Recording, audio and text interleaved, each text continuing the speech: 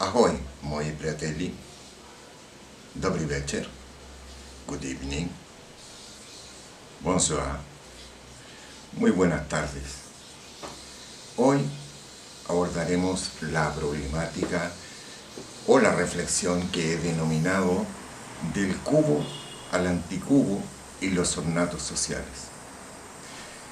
Entendiendo ya que en la década del 20 los lenguajes de la modernidad ya se han consolidado, veremos cómo estos lenguajes se van a manifestar y se van a expresar, consolidándose inmediatamente bajo tres vertientes. Vamos a tener una presentación o la creación de una escuela Bauhaus que va a ser preponderante y se va a mantener con sus dictámenes de diseño, de arquitectura, hasta los tiempos contemporáneos. Pero paralelamente tendremos Byggjugendmaß, que será la contraparte que hablará en contraposición de la escuela Bauhaus, pero a partir del mismo lenguaje. Y obviamente, si bien estas dos manifestaciones serán las doctas desde el diseño, la sociedad también implementará su propia mirada, creando lo que se conoce hoy en día como Art Deco. Del cubo al anticubo a la expresión social. Entonces, ya que la escuela Bauhaus será hasta el día de hoy quizás la escuela más relevante a nivel mundial, hay que entender cuáles son sus causales. Es una escuela creada en 1919 por el arquitecto Walter Gropius, con una idea de confluencia, de convergencia de la multiplicidad de las expresiones artísticas en una disciplina. Una idea que en principio desarrollaron otras vertientes, pero que con la escuela Bauhaus se van a definir los horizontes y las metodologías. Y ciertamente, o quizás la máxima valoración que nosotros pudiéramos hacer de la escuela Bauhaus, no solamente por la expansión del lenguaje que ellos van a desarrollar, es la creación de un sistema metodológico disciplinar de la enseñanza del diseño. Las escuelas a un nivel mundial, hasta el día de hoy, se apoyan y trabajan desde este sistema. La idea de Walter Gropius, en un inicio, fue crear distintas asignaturas, distintas materias, y que estas materias confluyeran en una asignatura troncal, en una asignatura eje. Él, siendo un arquitecto, finalmente las propuestas derivarían en una arquitectura. Pero claro, cuando comienzan a crear estas distintas disciplinas, él intenta desarrollar asignaturas tales como forma y espacio, color, pintura, el taller de metales, el taller de madera, el taller textil, una confluencia de asignaturas que en 6 meses los alumnos podían obtener un título o una certificación de artesanos.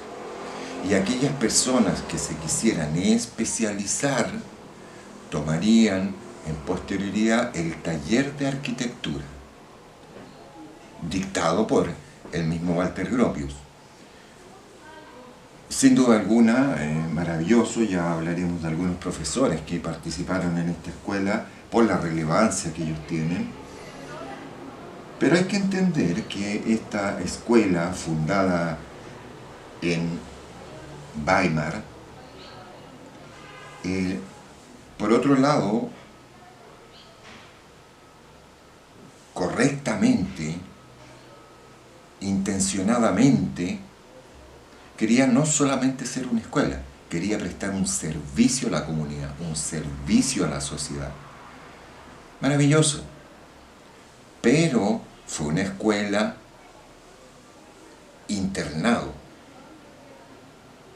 Por lo tanto, comenzó a captar alumnos desde Weimar que se iban de su casa a asistir a esta escuela. Muchos de los profesores, por otro lado, que participaron en esta primera escuela, por el hecho de que era una creación de una escuela incipiente, Walter Gropius contrata a artistas de renombre ya en ese momento, por ejemplo, un señor Vasily Kandinsky, un señor Johannes Itten, que en sus planteamientos, en sus posturas, van a generar al mismo tiempo tanto un problema desde el punto de vista social como desde el punto de vista de los lenguajes que ellos desarrollan. Walter Gropius, siendo arquitecto, se focaliza en la arquitectura. Su objetivo era alcanzar un hábitat funcionalista y pragmático bajo el pensamiento moderno y basado en la razón. Sin embargo, al contratar artistas plásticos con una mirada desde las artes visuales, termina siendo una escuela cromática, una escuela cuyos requerimientos desde la sociedad simplemente fueron centrados en el diseño gráfico propio de un manejo visual, e insisto, cromático, color. Decepción para Walter Gropius porque no estaba cumpliendo con sus metas y sus objetivos. Un señor Johannes Itten, cuya asignatura, por primera vez en la historia, Introducción al Diseño, donde se encargaba mediante reflexiones de desechar todos los estereotipos generados por la sociedad del pensamiento anterior, para ir hacia un funcionalismo pragmatismo. Que ya en su aspecto visual, después pueden verlo cuando tengan el PDF, en su aspecto visual ya era un ser bastante místico.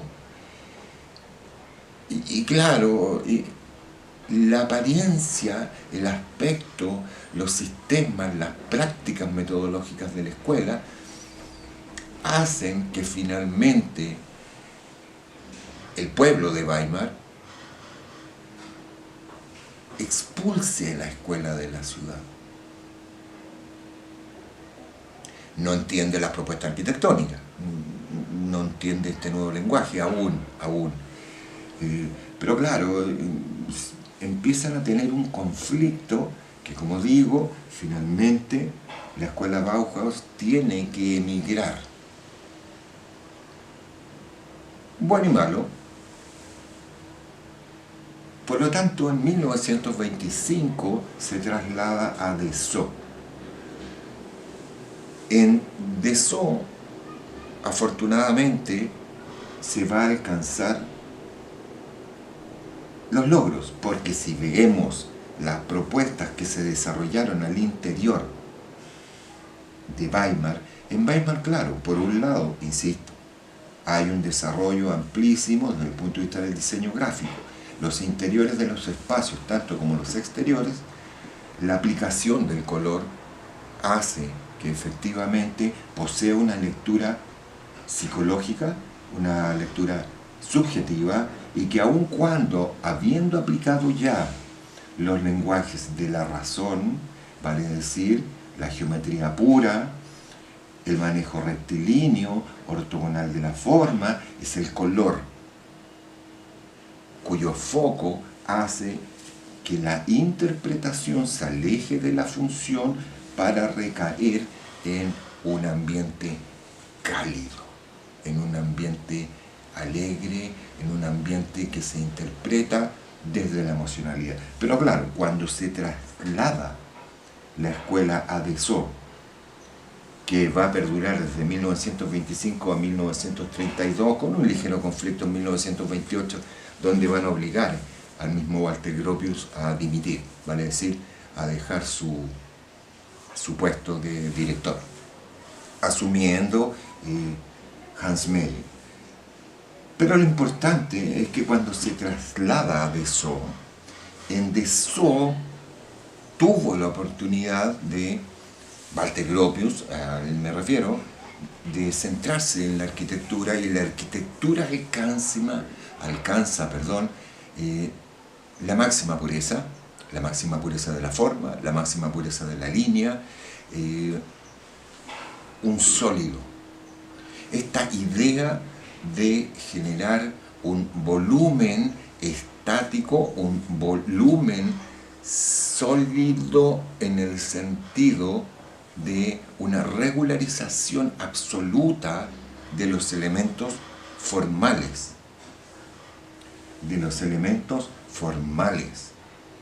Percepción de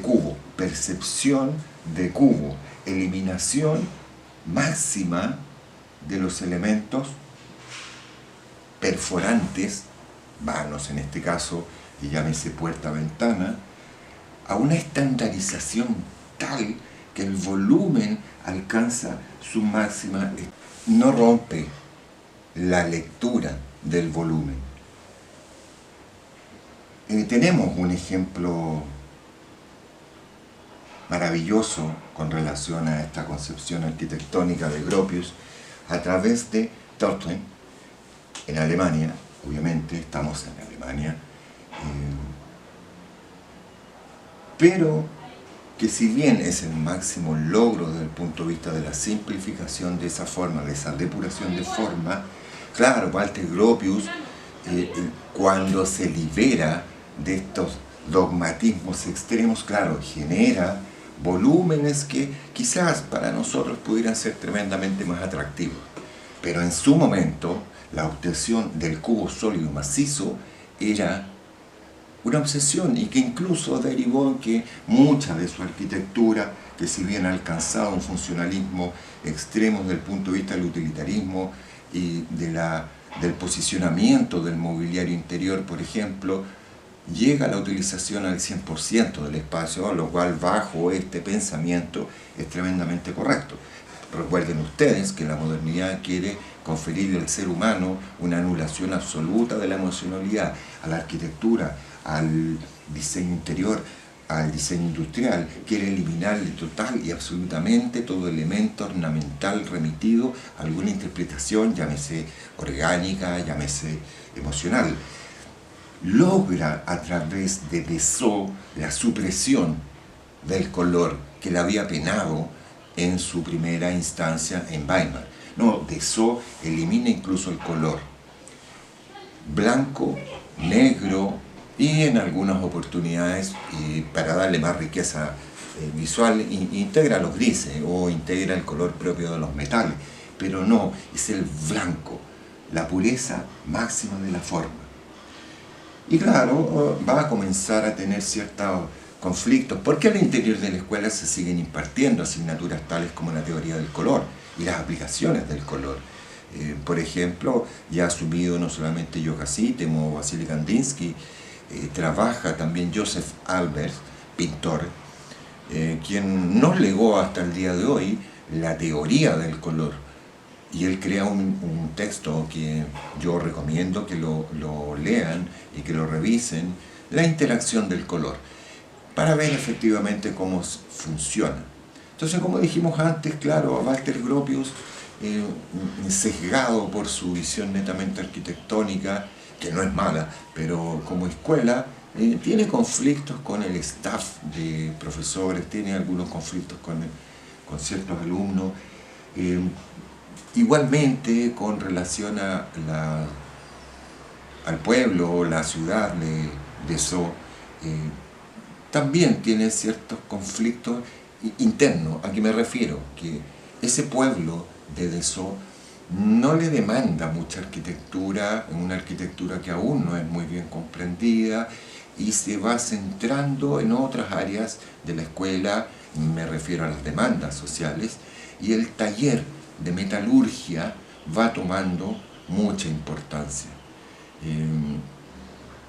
A través incluso de una mujer.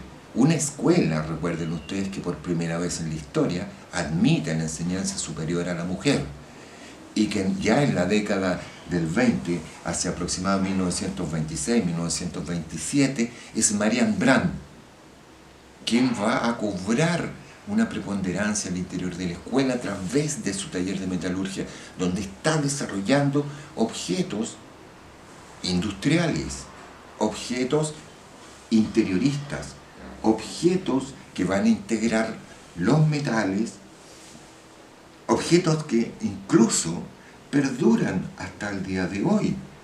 Nosotros, al interior de nuestras casas, aún conservamos estos objetos y los seguimos viendo como si fueran un diseño de avanzada. O sea, nunca han perdido su funcionalismo.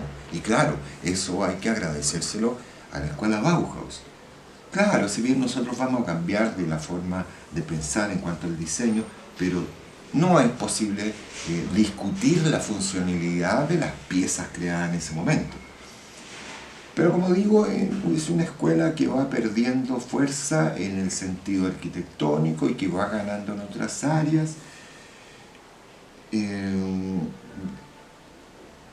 Es importante o rescatable entender que dentro de estas prácticas metodológicas del diseño, que muchas escuelas contemporáneas las mantienen, claro, su práctica era el ensayo y el error, el ejercicio mediante la experimentación. Tenemos un claro ejemplo cuando nosotros revisamos y vemos la producción de Marcel Breuer, la silla Vasili. Una silla Vasili que es el producto de una ejercitación de sala, una ejercitación de taller. Al alumno se le encarga que mediante el tomar un objeto industrializado, como lo fue el triciclo de reparto, lo desarmaran para producir un objeto nuevo y una nueva función. Sí, maravilloso, pero es una escuela que va arrastrando bajo estas metodologías y prácticas y que se mantienen hasta el día de hoy. Que no tiene un sustento teórico, tiene un sustento mediante el ensayo y el error. No hay una objetividad en la concreción de la pieza. ¿Qué va a ser un problema en ese momento? Hay otras grandes piezas que ustedes recordarán porque seguramente las han visto tanto en el espacio urbano como en el espacio personal. Pero volviendo un poco atrás para que entiendan un poco los procesos. De una escuela cromática pasamos a una escuela arquitectónica. De una escuela cromática donde ya Walter Gropius había creado su tan conocido taburete, donde en una segunda instancia llega a la supresión del color. Claro, hay una depuración, pero se va centrando en otros elementos en desmedro de la arquitectura. Un Joseph Albers, como mencionábamos, como el creador de la interacción del color, que plantea sus propias propuestas y podemos ver claramente la estructura rígida, estática del pensamiento funcionalista bauhasiano. Un Marcel Breuer también con una propuesta de sillas, sillones, un diseño industrial que va a alcanzar un desarrollo amplísimo, con nuevos materiales como es el tubo de metal hueco, que van adquiriendo una connotación desde el punto de vista del mobiliario tremenda, tremenda. A comienzos del siglo XX el objeto sigue siendo un elemento total y absolutamente macizo, pesado, sólido, Claro, fue irregular, pero siguió siendo macizo al comenzar la década del 20. Entonces, claro, los nuevos materiales van fortaleciendo las ideas con relación al funcionalismo. Por desgracia, hacia 1932, la escuela se traslada nuevamente a la capital de Alemania, se traslada a Berlín, donde va a asumir un arquitecto también su dirección, Ludwig Mies van der Rohe, donde la escuela se trabaja desde una nueva mirada y donde ya es netamente una escuela industrial. Valorable, por supuesto, es una escuela Bauhaus, adorada por muchos hasta el día de hoy, pero que sin embargo,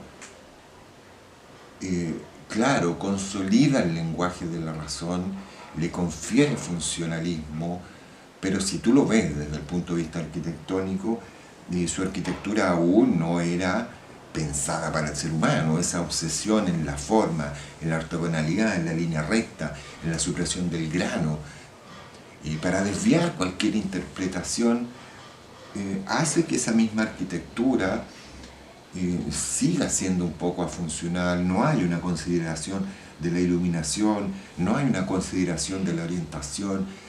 Fueron casas que efectivamente la humedad alcanzó hasta el techo.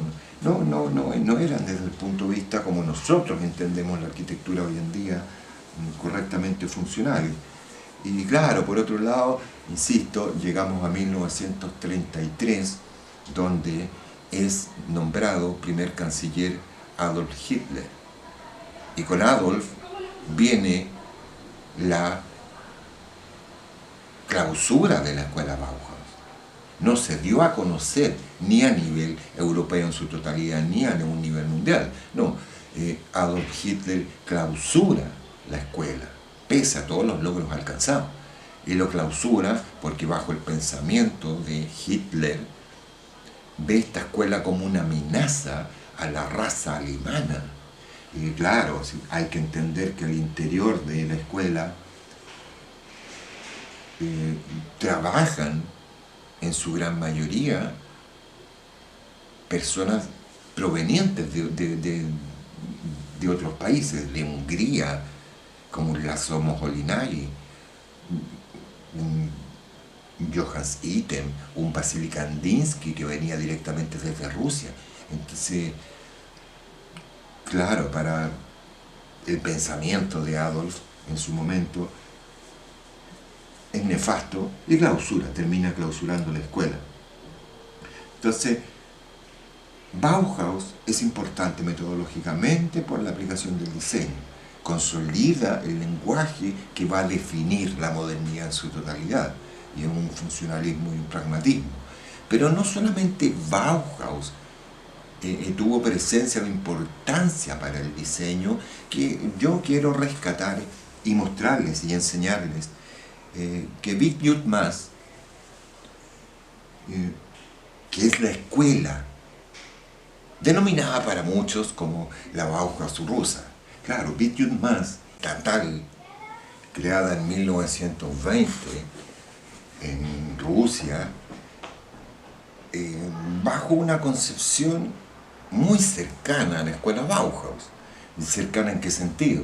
Que también va a crear un sistema metodológico de enseñanza basado en una serie de asignaturas paralelas, convergentes en la arquitectura, porque se focalizan en la arquitectura, pero que curiosamente no son asignaturas cerradas, trabajan en forma transversal.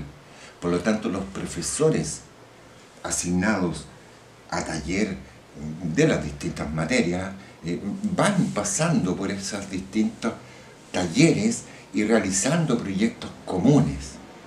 Entonces, metodológicamente son bastante cercanas, pero desde el punto de vista de la concepción de la forma, si bien trabajan ambos el concepto racionalista, funcionalista, basado única y exclusivamente en la geometría pura, comienzan a establecer ciertas diferencias. Vitut-Mas trabaja desde el concepto del anticubo. Bauhaus quería consolidar el cubo, de hecho, suprimió el resto de la geometría pura, vale decir, el círculo, el triángulo, no, se sustenta en el cubo, en el cuadrado, porque es una forma en equilibrio perfecto y con ello la estaticidad.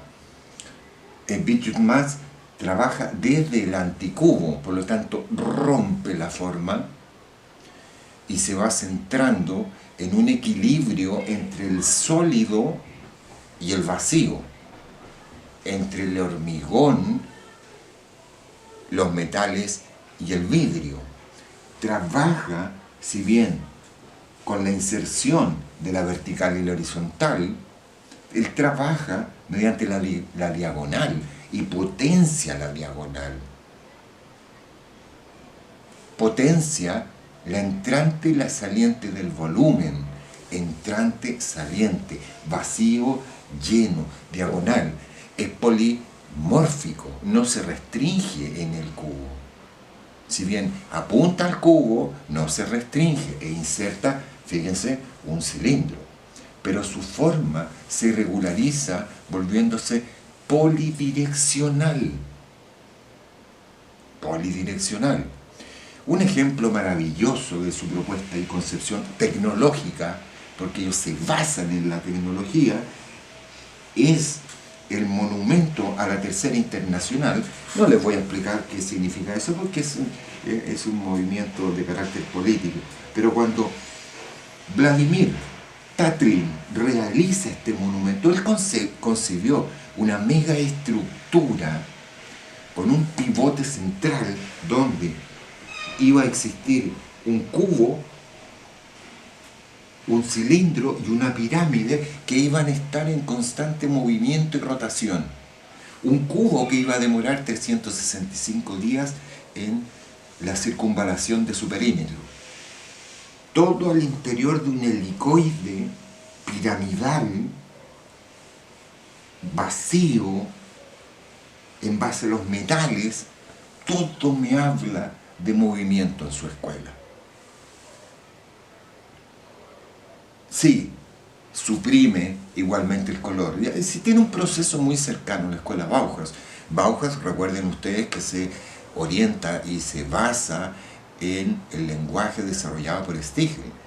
Stiegel en asociación con el neoplasticismo, Piet Mondrian, gama cromática. Igualmente, Vitut-Mas va a trabajar desde inicialmente el suprematismo al interior de su escuela incluso. También desarrolla la práctica de la pintura y desarrolla la práctica de la teoría del color, pero claro, consolidan finalmente la máxima expresión de la modernidad. Geometría pura, trabajo en base a lo rectilíneo y la supresión del color en superficies exclusivamente nulas con relación a la texturización. Pero claro, Vitut-Mas trabaja mediante el desplazamiento y la inserción del vacío que va calando la forma. Entonces, finalmente, es del movimiento para alcanzar la razón. Bauhaus desde la estaticidad para llegar a la razón, desde un componente polimórfico en contraposición de un elemento monomórfico, a un interior donde el Lisinski, Naum Gavot, Melnikov, Popova, Rodenko, el mismo Vladimir, son artistas visuales y al mismo tiempo son arquitectos, muchos de ellos. Entonces, claro, hay una concepción desde el punto de vista de la creación artística. Ellos, en primera instancia, son artesanos y quieren convertirse en artesanos, quieren tener un dominio de la totalidad de los componentes que interfieren en la creación desde el punto de vista arquitectónico me estoy refiriendo. Es un alumno que diseña desde el tornillo hasta la techumbre.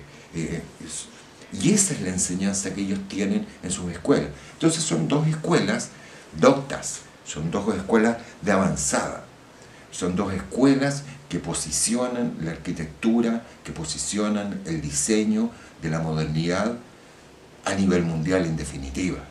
Una escuela Bauhaus que, insisto, sigue siendo para muchos la gran escuela creada del diseño, pero para mí, en lo personal, no es solamente Bauhaus, Bijut Mas, incluso pensando desde lo que va a ocurrir, obviamente en posterioridad, con la arquitectura, con el diseño gráfico, etcétera, etcétera, son equivalentes, son dos posturas doctas, son dos posturas preponderantes para el proceso evolutivo del diseño. Al igual que en la década del 20, desde el ámbito social se va a desarrollar un Life Deco, The Happy Crazy Years. Claro, los locos años 20. Hay que pensar que en la década del 20 la sociedad europea viene saliendo de la Primera Guerra Mundial. Por lo tanto, claro, son países que se van a mantener en un cierto recato, que han tenido que invertir grandes cantidades económicas para solventar y salir de esa crisis que fue la Primera Guerra Mundial. Por lo tanto, en ese momento, todos los artistas, grandes arquitectos, claro, se trasladaron a Estados Unidos. Por otro lado, un Estados Unidos, una nación que, perdonen la expresión, pero claro, gracias a la Primera Guerra Mundial se convierten en potencia, y se convierten en potencia por la sencilla razón que van a ser los grandes proveedores de materias primas para Europa en ese momento. Eso hace que Estados Unidos se enriquezca. Y no solamente económicamente, cuando hay un surgimiento desde el punto del bienestar económico, van a ser un bienestar para todas las manifestaciones y expresiones de ese país. Entonces, ¿qué ocurrió con Estados Unidos en ese momento? Un equivalente a lo que vivió Francia en la primera década del siglo XX. Los locos años 20 son, en definitiva, un equivalente de la bella época francesa, donde la gente está feliz, está bullante, está efervescente, de alegría, porque claro, su vida cambia. ¿Por qué cambia su vida? Porque teniendo este poder adquisitivo, la arquitectura se desarrolla. Es la época en la cual Estados Unidos desarrolla amplísimamente y tiene su imagen de sus grandes rascacielos, unos rascacielos que crecen con luces centellantes, con focos, con luminarias, una ciudad que se ilumina, una ciudad que despierta, una ciudad que, igual que Francia, en este momento, en la década del 20, crea los grandes centros nocturnos, con un Hollywood que comienza a desarrollarse, Hollywood que se va a aliar en cierta medida con Broadway, con las grandes producciones, con los grandes musicales, músicos que salen a la escena y a avivar y a alegrar a la gente. Un señor Louis Armstrong, la época del jazz, es la época del Charleston, la época donde la mujer se libera finalmente, adoptando el modelo a la garzón, se viste como si fuera un muchacho, se corta el pelo, se coloca un bonete y sale a danzar a los cabarets nocturnos al son del Charleston, una música alegre, vivaz. Entonces, claro, Art Deco, que si bien Art Deco, lo vamos a ver en forma inmediata, es un término peyorativo de les arts décoratifs, las artes decorativas. Claro, sintetización, Deco. Va a desarrollar no solamente la arquitectura y la vida en los centros nocturnos, donde van a encontrarse ustedes, por ejemplo, una Josephine Baker, una joven de Louisville, eh, que gracias a su flexibilidad y su expertise en la danza, se va a convertir en una persona famosa, una mujer de color en la década del 20, Estados Unidos. Claro, se vuelve una persona famosa, invitada por el mismo Francia a danzar en sus centros nocturnos. Claro, la vida es alegre. Grandes señoras, plumas, sombreros, lentejuelas, claro, salen a mostrarse en la vía pública. Un diseño gráfico que se maxifica y trabaja, ya lo veremos inmediatamente, desde el lenguaje de la razón, pero a través del color y la saturación del color. Es por eso que el diseño docto o la teoría docta, llámese Bauhaus, llámese Jutmas, consideran el Art Deco como los grandes estilistas de la época, en forma peyorativa. Claro, si ellos trabajan desde el ámbito social, la sociedad le requiere magnificencia, opulencia, riqueza, alegría, vida, dinamismo, movimiento. Por lo tanto, claro, Art Deco trabaja desde la geometría pura, pero sin restricciones. Y la geometría que él aplica, la aplica en un sentido ornamental, de embellecimiento del objeto, de embellecimiento del espacio, del embellecimiento de la forma arquitectónica. Claro, si tú te cuestionas y te preguntas, ¿cuál es la razón o cuál es la funcionalidad de este pórtico o de la forma que va recibiendo el pórtico? Es totalmente afuncional, porque no tiene el objetivo de ser funcionalista, tiene el objetivo de embellecer el espacio y la forma. Y claro, sí, desde el trabajo de la geometrización, desde el trabajo de la geometrización en el objeto y en el espacio y en la arquitectura. Vean este mobiliario, bello, por supuesto, bello, pero ornamental. Todo lo que el cuestionamiento del pensamiento racionalista moderno quería desechar. Entonces, claro, hay que entender que existen estas dos variables, una teoría docta, un planteamiento docto, una propuesta docta y una propuesta social. En toda época se va a manifestar esta doble tendencia, docta, social.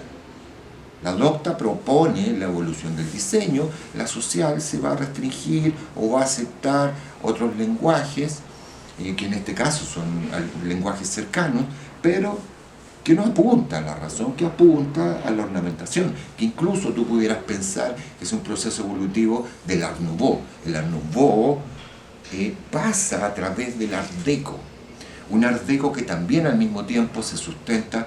En 1925 se descubre la tumba del rey Tutankamón. Y claro, cuando descubrieron aquella tumba y vieron todo el equipamiento que tenía en su interior, una civilización egipcia que había desarrollado ampliamente la tecnología de su época, pero que al mismo tiempo había entendido el espacio y el objeto desde el punto de vista de una joya, una piedra preciosa, claro, porque era el contenedor del alma. No sé, claro, al Art Deco también le sustentan ciertos descubrimientos tecnológicos que ponen en cuestionamiento la supresión absoluta del ornato. Entonces el Art Deco es un estilismo de la forma, pero que tiene una aceptación neta y exclusivamente social. Por otro lado, desde el Art Deco comienza gradualmente una inserción morfológica en asociación de ciertos elementos industriales que se estaban manifestando.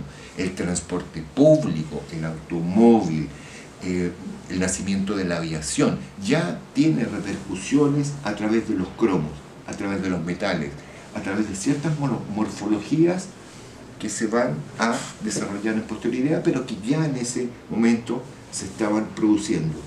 Mobiliarios polifuncionales. Pero claro, hay que entender que si tú ves esta imagen, aplica la geometría, sí, pero la aplica desde un punto de vista ornamental. Vean este biombo, es un biombo trabajado en base a los círculos, mediante la reiteración del elemento círculo, pero ¿para qué? Por la complacencia de los sentidos, única y exclusivamente. Entonces, les repito y les hago hincapié, de la década del 20, no es que quiera descartar nada o darle más importancia a uno y otro, pero quien tiene el dominio a un nivel global va a ser la escuela Bauhaus. Bauhaus representa los máximos logros de la modernidad, de la razón, de la función y de la geometría pura. Vityut Mas complementa la escuela Bauhaus desde el punto de vista morfológico, desde el mismo lenguaje, y vamos a tener un equivalente a través del Art Deco, desde el punto de vista social. Y de momento, recuerden que les envío el material de apoyo, les envío el PDF para que ustedes puedan profundizar. Yo incluso he puesto otros datos, por ejemplo, como recuerden que dijimos Bauhaus se cierra, se clausura en 1933, pero hay una reapertura de la escuela en 1937 bajo la dirección de László Moholy-Nagy, pero en Estados Unidos, y se llama New Bauhaus. Entonces hay otros datos que ustedes pueden encontrar en el texto que les he desarrollado y espero que les sirva de apoyo. Y nos vemos en una próxima reflexión o en una próxima sesión para abordar un nuevo tema de la evolución del diseño o la hermenéutica del diseño a través de su lenguaje. Muchas gracias. Hasta pronto.